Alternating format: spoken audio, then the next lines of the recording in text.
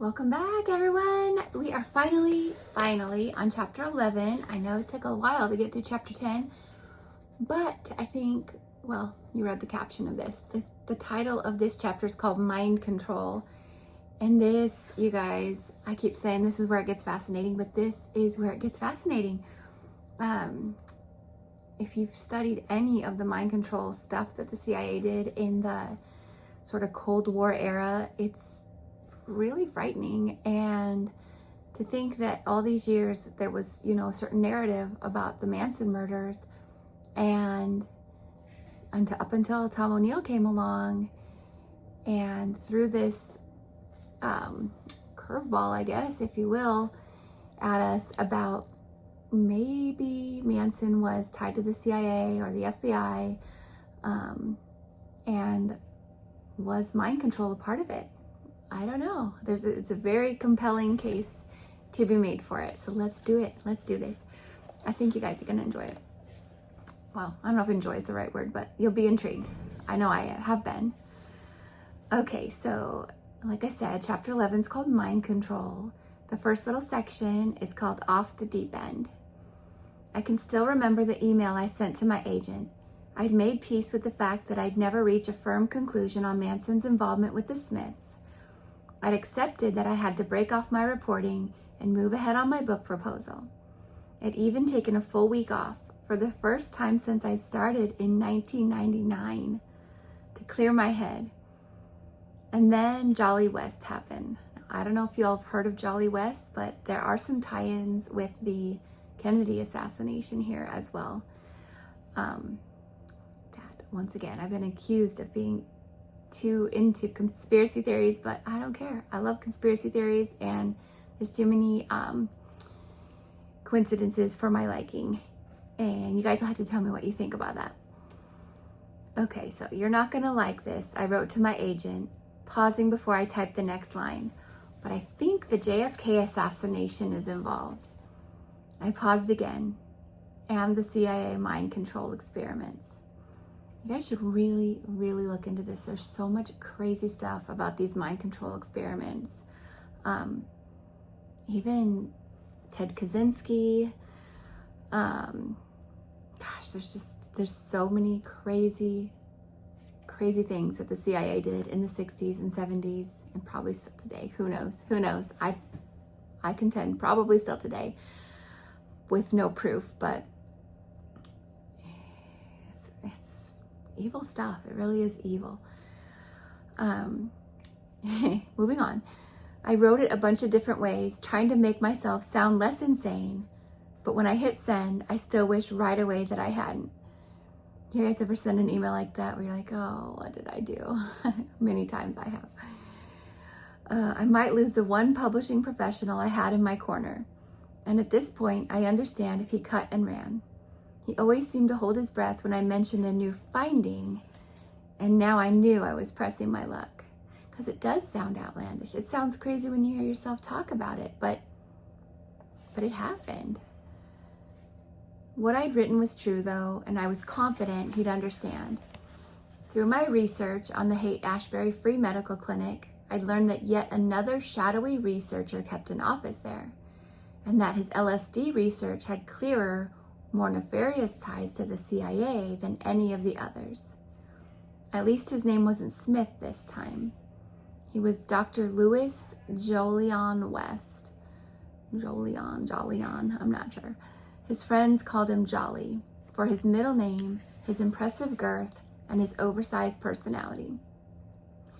Pursuing West felt like the logical thing to do, but it also meant swimming deeper into the waters of conspiracy, where, as near as I could tell, the only real nut jobs had wandered before me. Maybe I'm a nut job too, guys. I don't care. I love conspiracy theories. And oftentimes they're not theories. They end up being proven, so there. I thought of Bill Nelson, the creepy Manson memorabilia dealer I once met at a Denny's. Was there something about the isolation and intensity of this work that appealed to me when it pushed most people away? I dared to tell my agent about any of this only because I'd found firm documentation for a long whispered rumor about West. Okay, so there's some proof. He'd used drugs and hypnosis to conduct behavior control experiments on Americans without their knowledge or consent. That allegation had landed on the front page of the New York Times in 1977, but West had denied it until the day he died, and no one had ever proven the charge. I could, and I thought it was my biggest scoop yet. West's resume was so chock-a-block with intrigue and mad scientist larks that even someone like Reeve Whitson, who behaved like a spy out of a GQ spread, paled in comparison. Born in Brooklyn in 1924, West had enlisted in the Army Air Force during World War II, eventually rising to the rank of colonel. He came to my interest when I learned that he'd accepted an office at the Haight-Ashbury Clinic from David Smith himself to recruit subjects for LSD research. Earlier in his career, West researched methods of controlling human behavior at Cornell University.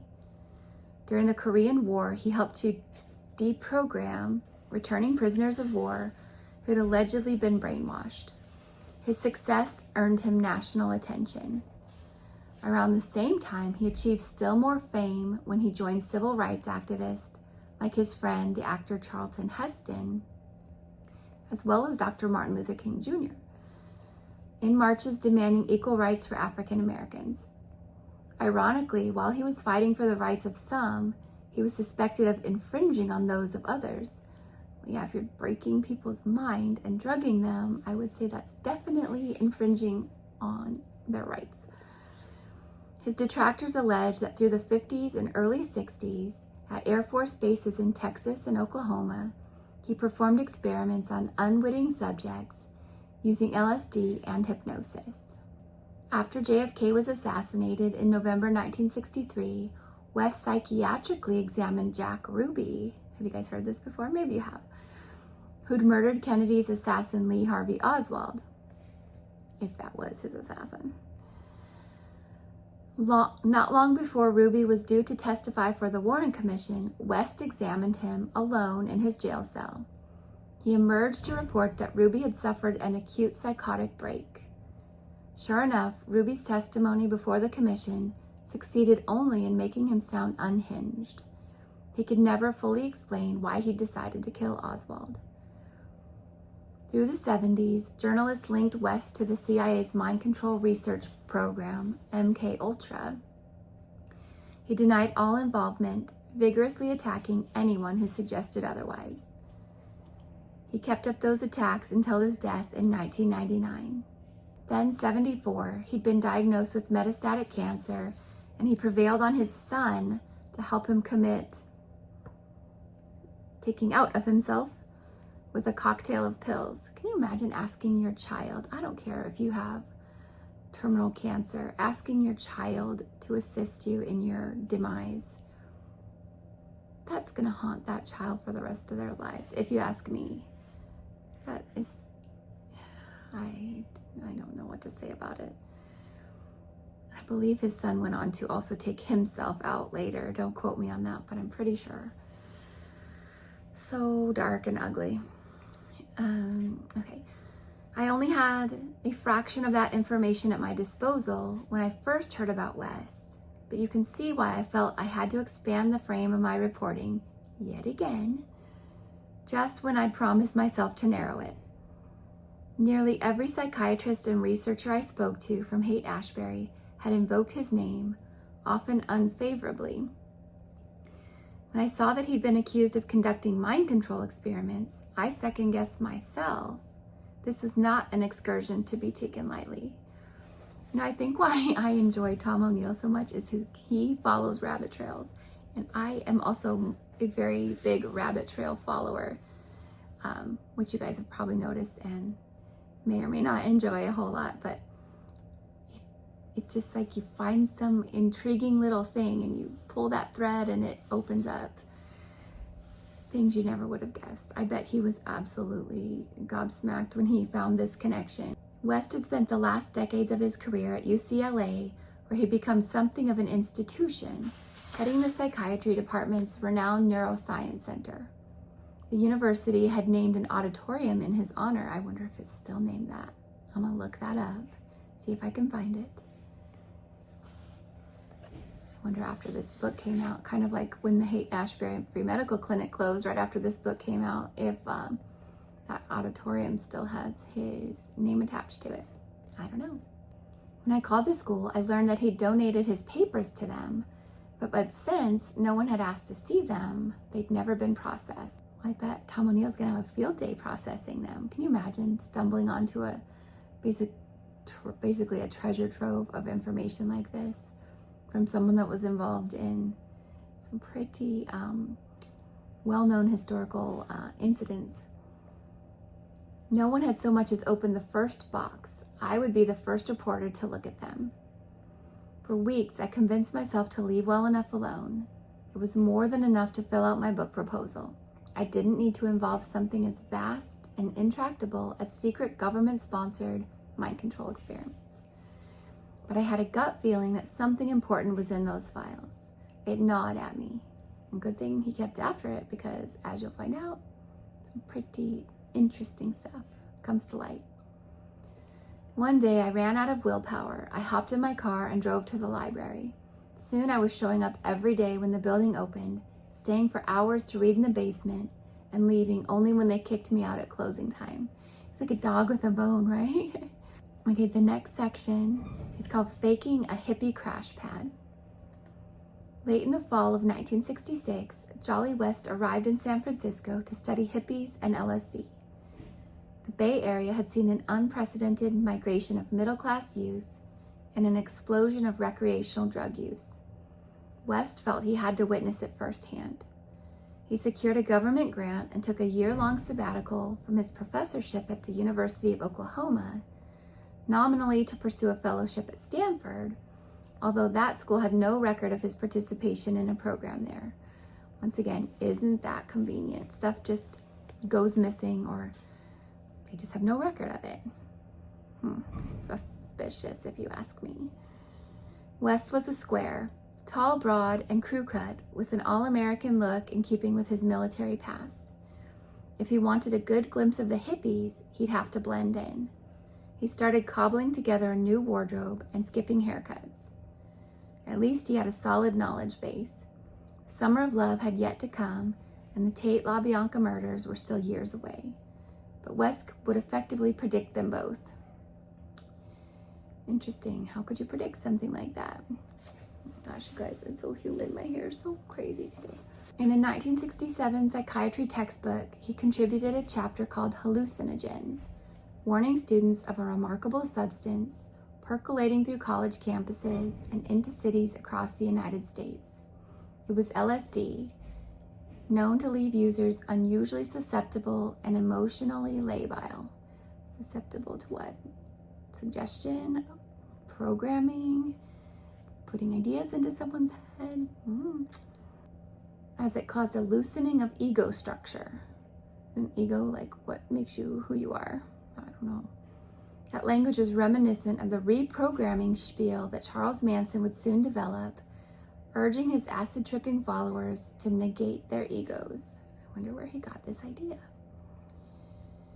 When West cautioned against the LSD cults springing up in America's bohemian quarters, he described exactly the kind of disenchanted wanderers who flocked to a personality like Manson in the years to come. West had a hunch that alienated kids with a pathological desire to withdraw from reality would crave shared forbidden activity in a group setting to provide a sense of belonging. Sounds a lot like the Manson family, if you ask me. Another paper by West, 1965's Dangers of Hypnosis, foresaw the rise of dangerous groups led by crackpots who hypnotized their followers into violent criminality. If that doesn't describe Charles Manson, what does? Contrary to the prevailing science at the time, West asserted that hypnosis could make people so pliable that they'd violate their moral codes. Scarier still, they'd have no memory of it afterward. It's like the Manchurian Candidate. Did you guys ever watch that movie, The Manchurian Candidate?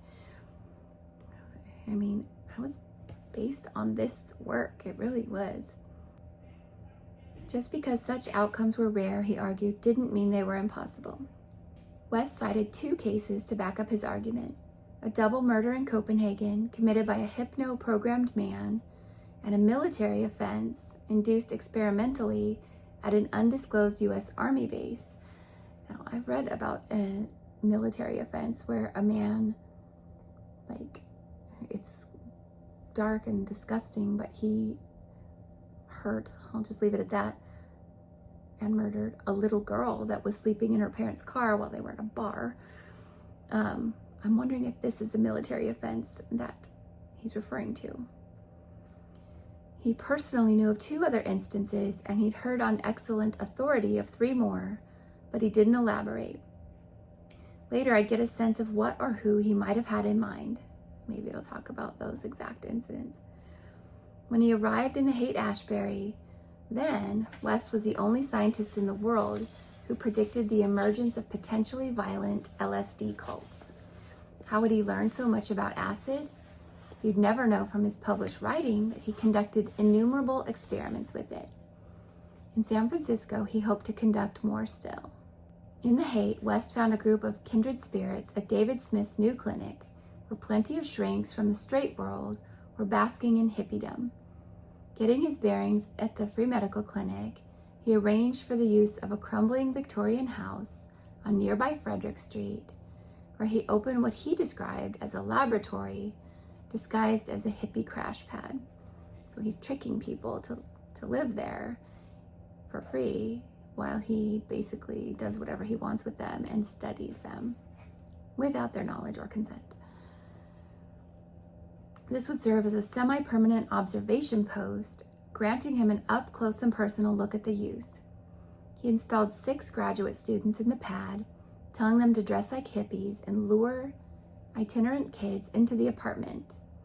Passers-by were welcome to do as they pleased and stay as long as they liked, as long as they didn't mind grad students taking copious notes on their behavior. Well, if they were super high, would they have even noticed that?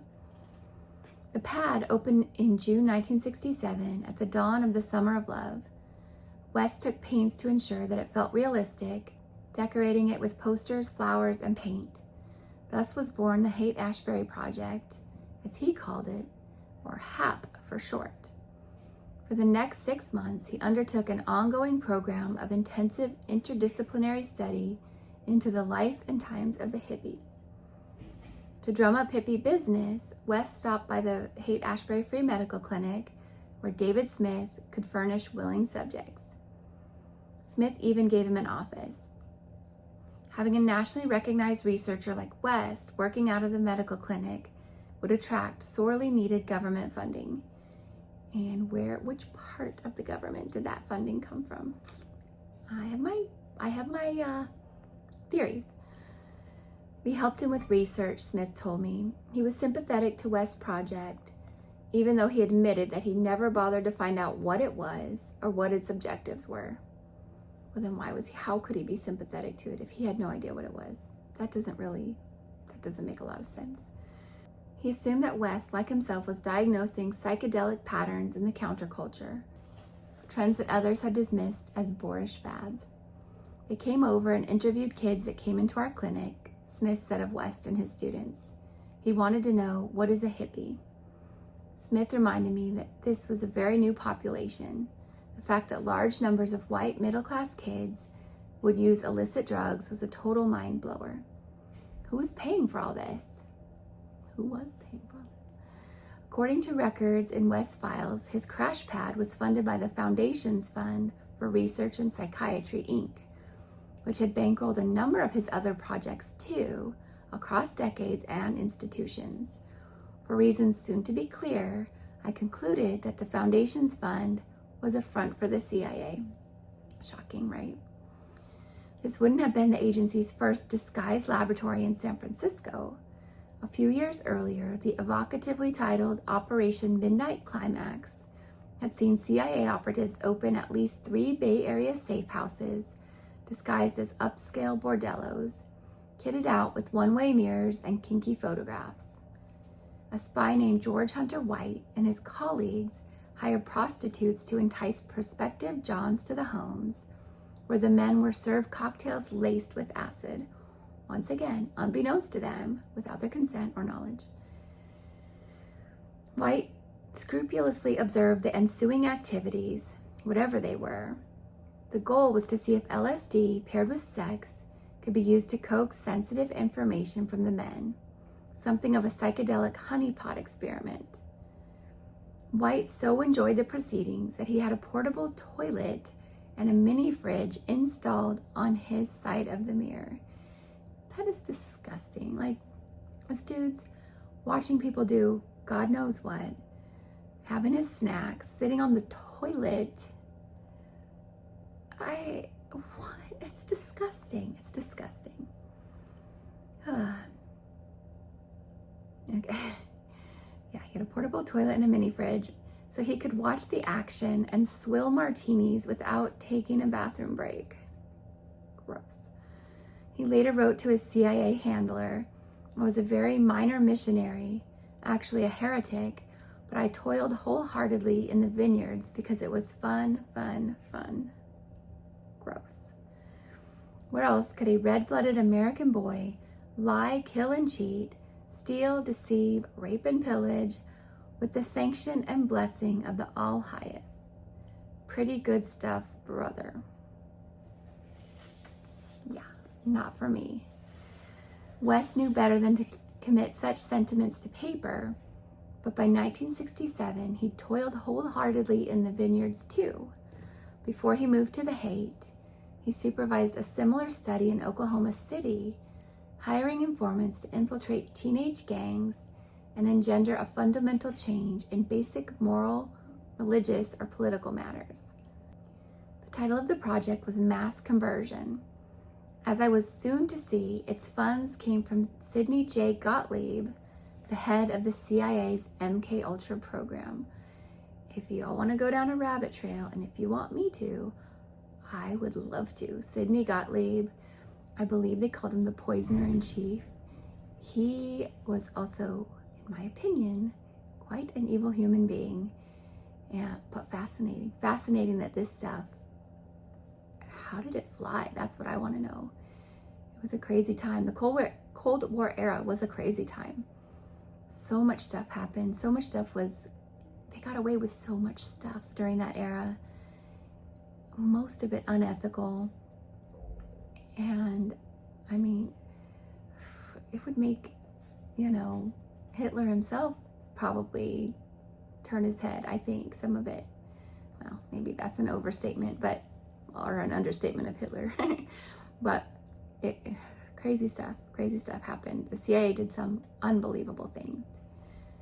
In other words, as I said to David Smith, it was all but certain that Jolly West came to the Haight to answer a more ignoble question than what is a hippie.